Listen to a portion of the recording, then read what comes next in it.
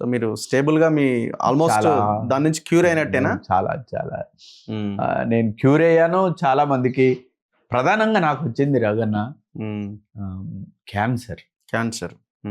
నేను రివల్యూషనరీ మూమెంట్లో బాగా. ఏ క్యాన్సర్ మీది?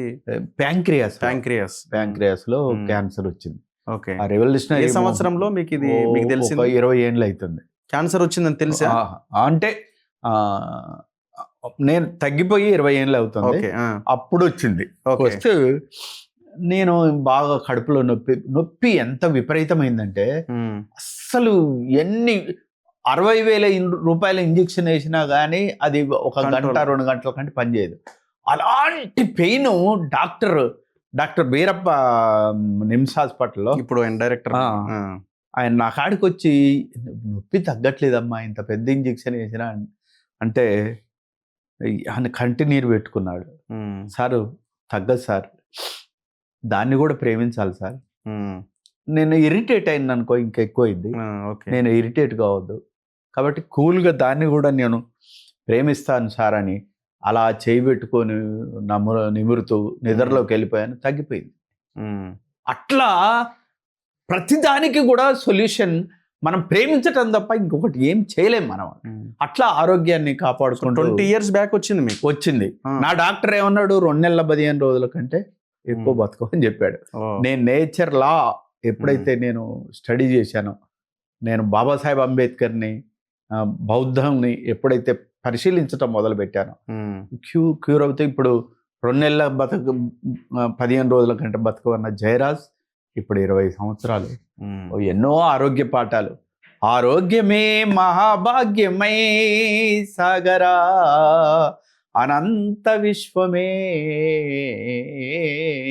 నీదిరా, పొడమి పైన పుట్టడమే జన్మతః భాగ్యం, పూసిన ప్రతి పుష్పం ఫలించుట సౌభాగ్యం, జీవితమొక ఆటరా ఆడుకో, జీవితమొక పాటరా పాడుకో.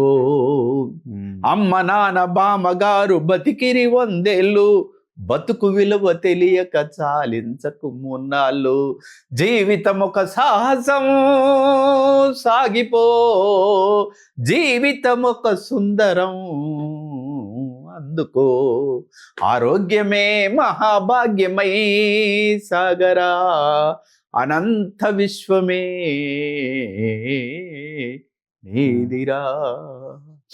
సో ఇవాళ రేపు చిన్న చిన్న జబ్బులకి మనం హాస్పిటల్లోకి వెళ్ళి మనం టాబ్లెట్ లేనిది అసలు జీవితమే లేదు అనే పరిస్థితిలో ఉన్న పరిస్థితి ఇది. అండ్ టోటల్ పొల్యూట్ అయిపోయింది కదా ఇప్పుడు. జనరల్గా మన బాడీని ఎట్లా మనం సరిగ్గా పెట్టుకోగలుగుతాం, బాడీ ఎట్లా నిలబడుతుంది అంటే మనం తీసుకునే ఆహారం అంతా పొల్యూట్ అయిపోయింది, గాలి పొల్యూట్ అయిపోయింది. సో మొత్తం అంతా పరిస్థితులే మొత్తం పొల్యూట్ అయిపోయినాయి, అంతే కదా. ఫిజికల్ గా పొల్యూట్ అయింది, మెంటల్లీ పొల్యూట్ అయింది. సో ఈ పరిస్థితికి కారణం ఏంటంటారు? మీరు మనం బయట పరిశీలిస్తే రగన్న, అసలు ఎవ్వరు ఇవ్వనన్ని ఆ వరాలు మొత్తం కూడా మనకిచ్చింది. అయ్యో ఎండాకాలం వస్తుంది, అయ్యో నా బిడ్డలు నీళ్ళకి ఇబ్బంది పడతారేమోనని ఈ నేలమ్మ తన కడుపులోనే మంచినీటి సరస్సులు పెట్టుకుంది. ఎక్కడ నా బిడ్డలు రేపొద్దున ఇబ్బంది పడతారేమోనని డీజిల్ పెట్రోల్ గనులను తన గుండెలో పెట్టుకుంది. ఎక్కడ నా బిడ్డలు ఎత్తైన మేడలు కట్టుకోవాలని ఇనుము ఇచ్చింది కావాల్సింది. ఎక్కడ ఆడవాళ్ళు పొడమికే ఆనవాళ్ళు అందంగా ఉండాలి నా బిడ్డలని బంగారం ఇచ్చింది కదా. ఇన్ని ఇచ్చిన ఈ నేలను చెరబట్టడం అంటే ఇంతకంటే దుర్మార్గం ఏమని ఉంటుందా?